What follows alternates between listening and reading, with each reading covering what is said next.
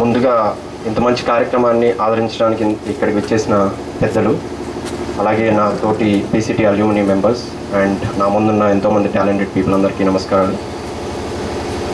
చాలా హ్యాపీగా ఉంది. పీసీటీ స్థాపించి I think this is 12th anniversary. నేను 2005, 6, 7 ఆ టైంలో యాక్చువల్గా ఈ ట్రస్ట్లో ఒక మెంబర్ని.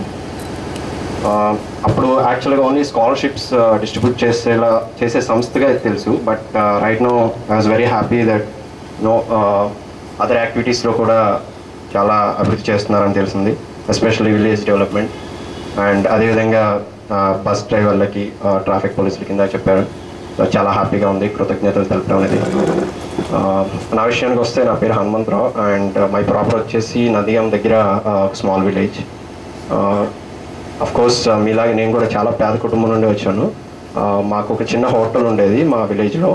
మా ఫాదర్ మదర్ ఎర్లీ మార్నింగ్ 4కి లేచి డెఫినెట్గా అన్నీ రెడీ చేసి ఆ హోటల్ స్టార్ట్ చేసి 6 o'clock కల్లా అందరికీ రెడీగా ఇడ్లీ అవన్నీ అలా ఉంచేవారు అనమాట.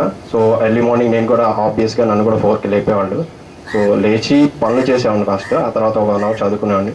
ఆ తర్వాత ఆబ్వియస్గా మళ్ళీ హోటల్కి వెళ్ళి వర్క్ చేయడం, అలా తర్వాత మళ్ళీ స్కూల్కి వెళ్ళడం.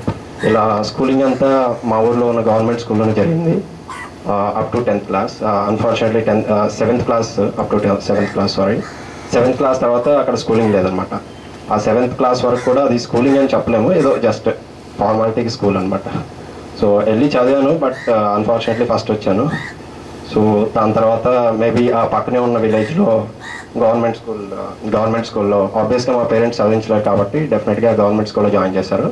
సో అక్కడ కూడా 10th వరకు చదివాను. అది ఎలా అంటే ఎవ్రీ డే ఒక 6 kilometers సైకిల్ తొక్కుంటూ వెళ్ళాలన్నమాట. మా రోడ్డు కూడా చాలా దారుణంగా ఉండేది, మట్టి రోడ్డు ప్లస్ వర్షం పడితే ఇంకా ఆల్మోస్ట్ నడిచి వెళ్ళటం కూడా దారుణం అన్నమాట, అలా ఉండేది. బట్ ఎవ్రీ ఇంటర్మీడియట్ వరకు till 10th class 8th, 9th, 10th and intermediate total 5 years everyday 8 kilometers, పోనీ 8 kilometers, రాని 8 kilometers సైకిల్ తొక్కుంటూ వెళ్ళి చదివాను. సో అన్ఫార్చునేట్లీ అక్కడ కూడా ఫస్ట్ వచ్చాను అనమాట, 10thలోను ఇంటర్మీడియట్ కూడా. సో అంటే మంచి మార్క్స్ వచ్చాయి. సో దాని ద్వారా ఇంటర్మీడియట్లో ఒక ప్రైవేట్ కాలేజ్లో ఎంపీసీ చేశాను. సో ఆ తర్వాత ఎంసెట్లో 1200 ర్యాంక్ వస్తే మన JNU కాకినాడలో సీట్ వచ్చింది. సో అక్కడ చదవడానికి కూడా 8,000 మా ఫాదర్కి చెప్తే చదవటం అవసరం అన్నారు అనమాట. సో బట్ చెప్పాను అనమాట, ఇది చదివితే కానీ మనం సెటిల్ అవ్వాలి, అంటే అట్లీస్ట్ స్ట్రాంగ్గా రేపు మిమ్మల్ని చూసుకోవాలన్నా ఇక్కడ చదవాలి. ప్రైవేట్ కాలేజ్లో డిగ్రీ చేయమంటే నేను చదువు ఆపేస్తాను, ఇంకా అక్కడ చదవడం వేస్ట్, చదివితే ఇలాంటి కాలేజ్లో చదవాలని ఫిక్స్ అయినా అని చెప్పాను అనమాట. సో ఆల్మోస్ట్ ఇంకా అది లైఫ్ అండ్ డెత్ క్వశ్చన్, చదవాలా వద్దా అన్నట్లు ఉందన్నమాట. 8,000 అని ఆలోచిస్తున్నారు. సరే అని ఫస్ట్ ఇయర్ జాయిన్ చేశారు. ఆ తర్వాత ఇంకా పీసీటీ సపోర్ట్తో maybe second year, third year అలా ఫినిష్ చేశాను. అండ్ క్యాంపస్లో టాప్ 5లో నేను ఒకండి. సో అలాగే టీసీఎస్లో థర్డ్ ఇయర్లోనే క్యాంపస్ సెలక్షన్స్లో సెలెక్ట్ అయ్యాను.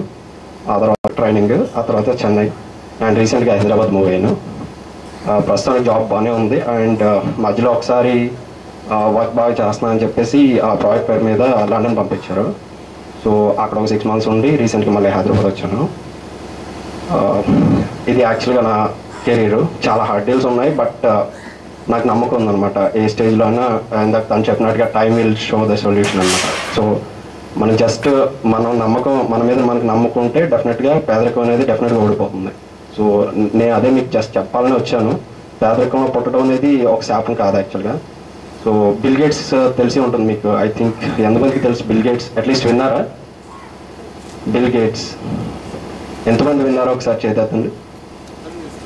ఓకే, సో బిల్ గేట్స్ ఏం చెప్పారంటే పేదరికంలో పుట్టడం అనేది నీ తప్పు కాదు, బట్ పేదరికంలో చావడం అనేది మాత్రం డెఫినెట్గా నీ తప్పు అని చెప్పాడు. సో అలాగే ఎంతోమంది గొప్ప వాళ్ళు పేదరికంలో నుండి వచ్చిన వాళ్ళే. ఎందుకంటే వాళ్ళందరూ గొప్ప వాళ్ళు ఎందుకు అయ్యారంటే వాళ్ళ మీద వాళ్ళ నమ్మకం ఉంది. పేదరికం అనేది జస్ట్ నథింగ్ అనమాట. సో బట్ నీ మీద నీకు నమ్మకం ఉంటే దాన్ని డెఫినెట్గా ఆ హడిల్ అనేది డెఫినెట్గా తీసేయచ్చు అనమాట. అలాగే ఎగ్జాంపుల్ చెప్పాలంటే APJ అబ్దుల్ కలాం తెలిసి ఉంటుంది కదా, పేపర్ బాయ్ అని. చిన్నప్పుడు పేపర్లు వేస్తే కానీ ఇంటికి తన వంతు సాయం చేయలేడు అనమాట. అలాంటి క్యాండిడేట్ ఇండియాకి 12th president అయ్యాడు. జస్ట్ ఇమాజిన్ అనమాట. సో అంటే చాలా హార్డిల్స్ వచ్చాయి మధ్యలో, సైంటిస్ట్ అయ్యాడు అలాగా. ఇంకో ఎగ్జాంపుల్ అబ్రహం లింకన్ తెలిసే ఉంటుంది. అతను ఎంటైర్ స్కూలింగ్ జస్ట్ 12 months అంట. నేను చదివి ఆశ్చర్యపోయాను.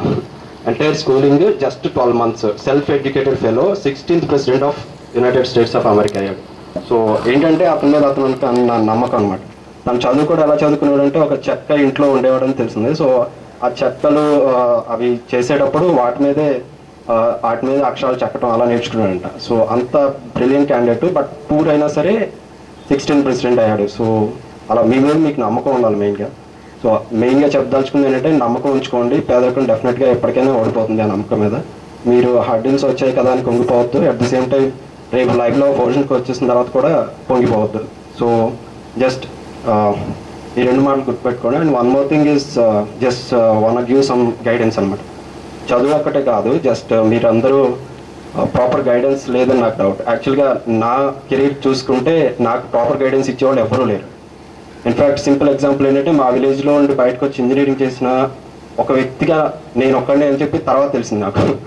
సో అలాంటి సిచ్యువేషన్ అనమాట. సో గైడెన్స్ ఎక్కువ ఇంపార్టెంట్. అంటే మీరు ఏ కెరీర్లో వెళ్ళాలి, మీకు చదువు టాలెంట్ అన్నీ ఉన్నాయి, బట్ ప్రాపర్ పాత్ లేకపోతే ఆ రాంగ్ పాత్ ఎంచుకుంటే చివరికి ఎండ్ అయ్యేసరికి చూసుకుంటే బ్యాక్ తిరిగి అది రాంగ్ పాత్ అని తెలుస్తుంది. సో డెఫినెట్గా గైడెన్స్ అనేది important. At the same time మీకు దగ్గరలో ఉన్న లైబ్రరీస్ కానీ నెట్ రైట్ నౌ చాలా అవైలబుల్ ఉన్నాయి కదా. సో వాటన్నిటిని ఉపయోగించుకొని వీలైనంత వరకు టైం స్పెండ్ చేసి ఎక్కువగా స్కిల్స్ గ్యాదర్ చేయాలని చెప్తున్నాను. సో అపార్ట్ ఫ్రమ్ చదువు, మీరు చదువుతో పాటుగా డిగ్రీలు అవి తెచ్చుకొని బయటకు వచ్చేస్తే జాబ్లు వస్తాయని కాదు. వాటితో పాటు చాలా స్కిల్స్ మీరు మెయింటైన్ చేసుకోవాలి. Especially English. నేను విలేజ్ బ్యాక్గ్రౌండ్ నుంచి వచ్చాను కాబట్టి ఇంగ్లీష్ నాకు అంతగా తెలియదు. బట్ నేను తర్వాత లండన్లో మా కంపెనీ హెడ్ క్వార్టర్స్లో బ్రిటిష్ క్లయింట్స్తో మాట్లాడాను. సో డెఫినెట్గా నువ్వు అచీవ్ చేయగలవు అనుకుంటే డెఫినెట్గా అది సక్సెస్ అవుతుంది. సో అందుకని చెప్పి ఇప్పటి నుండి ఆ స్కిల్స్ అవి గ్యాదర్ చేసుకోవాలని చెప్తున్నాను. మెయిన్గా నాకు తెలిసి పీసీటీ అల్యూమిని అని ఒకటి ఉండి ఫారం లాగా ఉండి ఒక డిస్కషన్స్ అవి ఉంటే మీకు ఏమైనా డౌట్స్ ఉంటే మీరు అందులో జాయిన్ అయ్యి పోస్ట్ చేస్తే మాకు అది జస్ట్ రీచ్ అవుతుంది కాబట్టి మేము కూడా లాగిన్ అయ్యి చూడొచ్చు. సో అందులో డెఫినెట్గా అడ్జస్ట్ చేయమని ఒక సజెషన్ ఇస్తున్నాను. యాక్చువల్గా అది నేను ట్రై చేశాను మామూలుగా అందరినీ గ్రూప్ చేద్దామని, బట్ చాలా తక్కువ రెస్పాన్స్ వచ్చాయి. మేబీ అది రీచ్ అవ్వకపోవచ్చు లేదా ఛానల్ బిజీగా ఉండొచ్చు. బట్ గోయింగ్ ఫార్వర్డ్ కొంచెం ఇది ఒక గ్రూప్లా ఫామ్ చేసి మనందరం మీకు ఏదైనా గైడెన్స్ కావాలన్నా 1-to-1 డిస్కషన్ ఇప్పుడు ఎలా ఉందో అలాగా. సో ఇప్పుడు సంవత్సరానికి ఒకసారి జరుగుతుంది, మేబీ నెక్స్ట్ టైం కుదరకపోవచ్చు, వేరే వాళ్ళు ఉండొచ్చు. ఇలా కాకుండా ఒక గ్రూప్ అని కనెక్టింగ్ పాయింట్ ఉంటే డెఫినెట్గా మీకు ఏదైనా డౌట్ ఎనీ టైం మీకు ఇంటికి వెళ్ళిన తర్వాత ఏ డౌట్ వచ్చినా సరే మీ పోస్ట్ చేస్తే అందులో జస్ట్ మాకు తెలిసిన గైడెన్స్ ఎవరో ఒకరు రిప్లై ఇస్తారు. సో దాని ద్వారా మీ కెరీర్ అనేది సెట్ అవుతుంది. ఓకే, నాకు ఇన్ని మార్క్స్ వచ్చాయి, నేను చేయాలనుకుంటున్నాను, నెక్స్ట్ స్టెప్ ఏంటి మీకు తెలియకపోవచ్చు. సో మేము ఆల్రెడీ కొంచెం ముందున్నాం కాబట్టి మేము గైడ్ చేస్తే అది డెఫినెట్గా మీకు హెల్ప్ అవుతుంది, అది ఏదైనా సరే. సో అదొకటి ఆలోచించమని చెప్తున్నాను. And sorry for taking the time. And last minute ఇది ఎక్కువ ఇంపార్టెంట్. మీరు ఎన్ని అచీవ్ చేసినా ఎన్ని చదివినా ఒకటి లేకపోతే మాత్రం వేస్ట్ అనమాట ఇవన్నీ. అదేంటంటే జస్ట్ సంస్కారం. సో నేను చాలామందితో చూసినప్పుడు చాలా ల్యాగ్ అయ్యాను, అది చూశాను చాలా మందిలో లేకపోవడం. సో సంస్కారం కూడా అట్ ద సేమ్ టైం ఉంచుకోండి. సో ఆ మానవతా విలువలు, ఆ పక్కన గౌరవించడం, చిన్నవాడైనా సరే వాడి దగ్గర నువ్వు నేర్చుకోవాల్సిన పాయింట్ ఉంటే నేర్చుకోవాలి డెఫినెట్, అంతేకాని నాకంటే చిన్నవాడు ఇలా వద్దనమాట.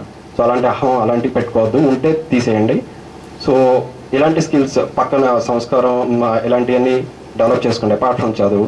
నేను రీసెంట్గా ఒక న్యూస్ పేపర్లో చదివాను, అదేంటంటే IIIT హైదరాబాద్ తెలిసే ఉంటుంది, అందులో కోర్స్గా జాయిన్ చేశారంట దీన్ని. నిజంగా ఆశ్చర్యపోయాను. ఈ మానవతా విలువలు, పక్కన వాళ్ళకి ఎలా రెస్పెక్ట్ అవ్వాలి, ఎలా హెల్ప్ చేయాలి అనే దాన్ని ఒక కోర్స్గా ఒక యూనివర్సిటీలో పెట్టారు. దానివల్ల చాలా మంచి రిజల్ట్స్ వచ్చాయంట. దాన్ని చూసి మిగతా యూనివర్సిటీలు, మిగతా స్టేట్లో ఉన్న యూనివర్సిటీలు కూడా ఫాలో అవుతున్నాయని తెలిసింది. సో అవన్నీ మనం సింపుల్ థింగ్స్. సో అవి మర్చిపోతే ఏం చేయలేం. సో ఇంకా అలా కోర్స్గా పెట్టి కాలేజ్లో చెప్పించుకోవాల్సి వస్తుంది. సో అవన్నీ మర్చిపోకుండా లాస్ట్ అండ్ ఫైనల్ పాయింట్ ఏంటంటే మీరు ఎక్కడున్నా ఎంత అచీవ్ చేసినా మాతృమూర్తిని, మాతృభాషని, మాతృదేశాన్ని మర్చిపోదని చెప్తున్నాను. Thank you. Thank you Hanumanth.